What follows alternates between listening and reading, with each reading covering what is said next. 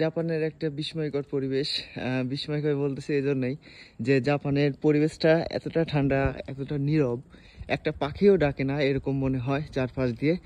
আর বিশেষ করে এই বাড়িগুলা যেগুলো আছে এর আশপাশে কিন্তু কোনো লোকজনকে দেখবেন না। হয়তোবা ভাববেন এখানে হয়তোবা কেউ নাই, হয়তোবা মারাই গেছে।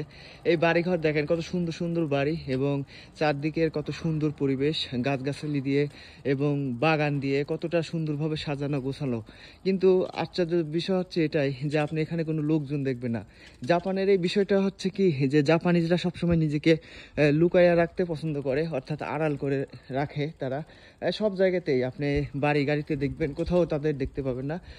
গাড়িতে চড়ে এবং গাড়ি থেকে নেমে বাড়ির মধ্যে ঢোকে এবং চারপাশে আবদ্ধ হয়ে যায়। তো অনেক সুন্দর একটা পরিবেশ, তাদের এই অভ্যাসগুলোর জন্যই কিন্তু তাদের পরিবেশটা এত সুন্দর হয়ে থাকে। হই হুল্লা নাই, কোনো কলরব নাই, এটা কিন্তু অনেক মনোমুগ্ধকর একটা জায়গা।